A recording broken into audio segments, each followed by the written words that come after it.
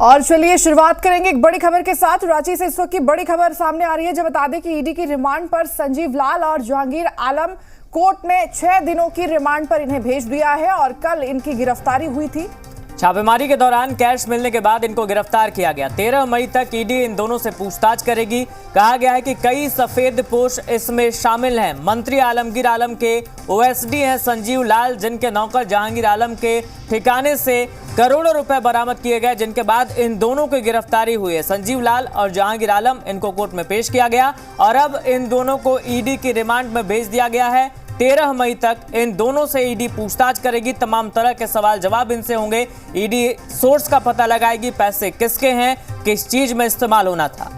और जी मीडिया संवाददाता आयुष हमारे साथ फोन लाइन पर जुड़ गए। आयुष, ईडी के रिमांड पर दोनों क्या कुछ खुलासे हो सकते हैं, क्या जानकारी मिल रही है?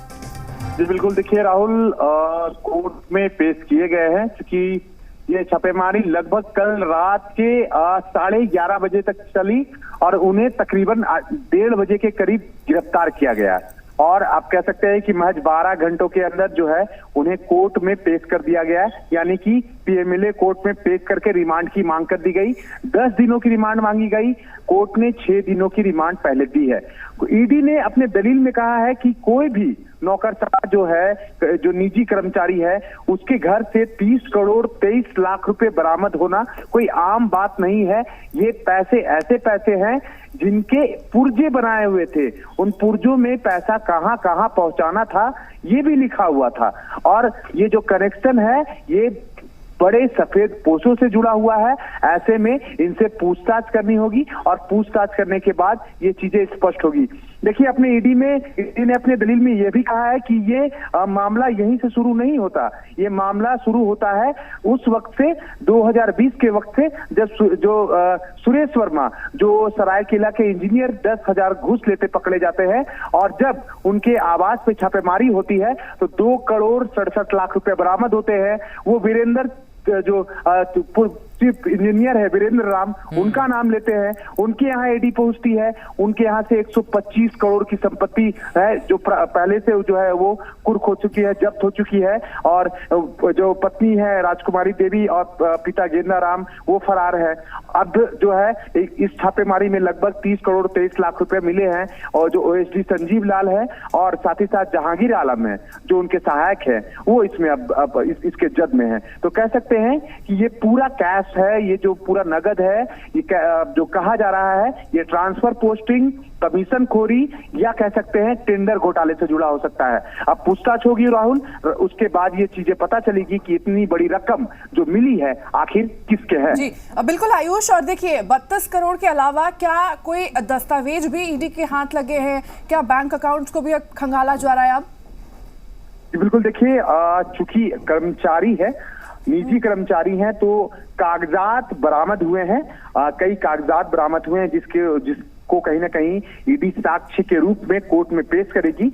और इसमें कई ऐसे नाम भी है जिनका अभी खुलासा करना सही नहीं होगा क्योंकि ईडी इसे किस दलील के रूप में देखती है ये देखना जरूरी होगा।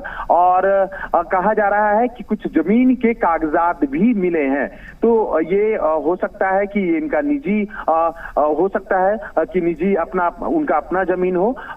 डिजिटल उपकरण जो है, एक लैपटॉप ईडी ने बरामद किया है जो ओएसडी है उनके यहाँ से। इसके अलावा 3 पेन ड्राइव है वो बरामद किए गए हैं। तो ये तमाम चीजों को कहीं ना कहीं ईडी अभी खंगाल रही है, इससे और साक्ष्य जुटाएगी और हो सकता है कि आपने सामने बिठाकर पूछताछ भी हो और आगे जो है चीजें बढ़े। जी, यानी कि आयुष, पहले 10,000 रुपए लेते हैं, इंजीनियर गिरफ्तार होते हैं, फिर वो वीरेंद्र राम का नाम बताते हैं, वीरेंद्र राम की गिरफ्तारी होती है, फिर अब मामला पहुंचता है संजीव कुमार और उनके घरेलू नौकर के पास। तो यानी कि अब हम ये कहना गलत नहीं होगा हमारा कि ये कड़ी दर कड़ी अगर जुड़े तो और भी नाम इसमें शामिल हो सकते हैं और ये जांच का दायरा अभी बढ़ता ही जाएगा।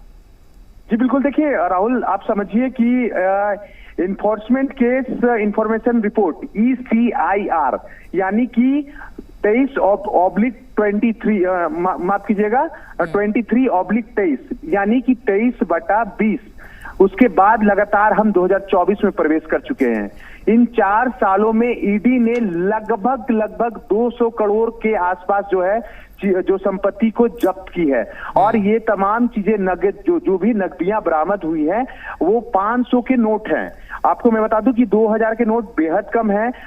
इसमें कई फ्लैट्स हैं, लग्जरी गाड़ियां हैं, जेवरात हैं, ये तमाम चीजें हैं जो बरामद हुई है। लेकिन जो मौजूदा बरामदगी है वो बरामदगी को चुनाव से भी जोड़ा जाके देखा जा रहा है, क्योंकि चुनाव का समय नजदीक है। झारखंड में 13 मई से, यानी कि आज 6 मई है, महज एक हफ्ते बाद जब इनकी रिमांड अवधि पूरी होगी, ठीक उसी दिन से झारखंड में चुनाव शुरू हो जाएंगे। 4 जिलों में पहले चरण में चुनाव है।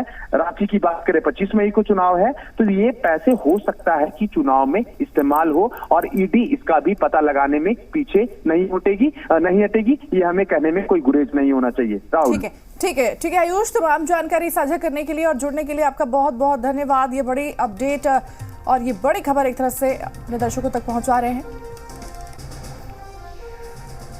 रांची में ईडी ने आज 5 नई जगहों पर छापेमारी की है और इस छापेमारी के दौरान